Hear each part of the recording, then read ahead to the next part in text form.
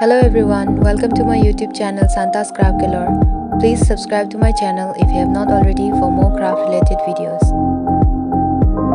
I'm going to make this clay mural again today, which represents the culture of Assam. It has the japi, the pepa and gamusa with some foxtail orchid or kopo full as well in its design. If you have been following me or you have been subscribed to me for some time, then you must have seen me make the same design in the past. Actually, I have made this design many times in the past, but this one has the biggest size of them all. Here I am using Fevicryl molded clay, and I have been using this same product for the past 3 or 4 years since I started making clay murals or anything clay related crafts. When I first started learning this kind of craft, I used to practice with MSIL because we did not have Fevicryl molded clay in our nearby shops. So I used MSIL, which was readily available to me. MSIL is actually a product that is used for repairing any kind of leakage in our pipes or something like that, but it has a similar texture. It's just that MSIL is much more stickier and a little bit harder to work with. And after I got a hang of it, I ordered Fevicryl molded clay from online, and I have not stopped using it since then. If you are a beginner, I would suggest that you use Fevicryl molded clay in smaller chunks because it dries out in 20 to 30 minutes, I think, and it will become too hard to work for a beginner. So it is better to use only small bits.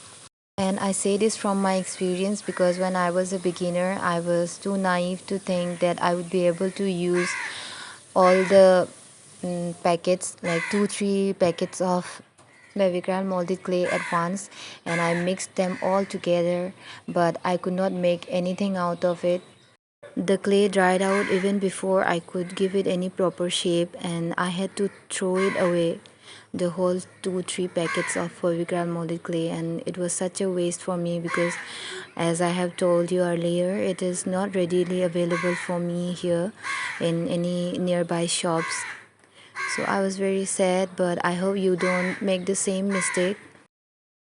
Here you can see that I have already made the spherical shape of the japi, and I have used 2 cardboard cutouts to give it a dome-like shape, and also because if I use that much clay it will weigh down a lot, so to remove some of the weight and also to give it a dome-like shape, I have used the cardboard.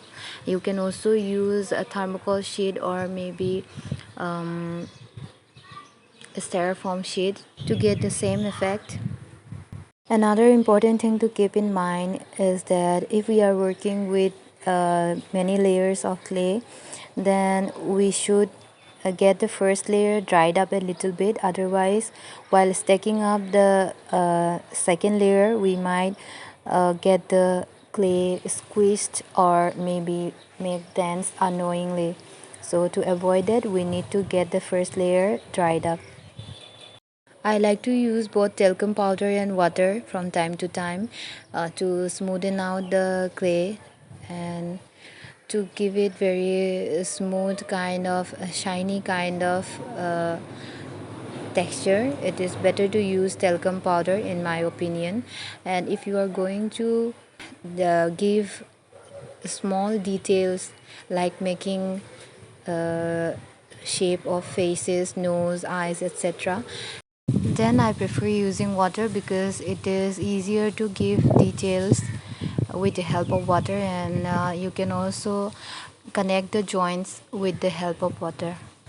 While using water, the clay gets mushier, so our hands also get a little bit dirtier than using powder, but uh, it depends on the situation or the type of work you are dealing with. So uh, we should understand if it is better to use water or talcum powder for the different kind of works.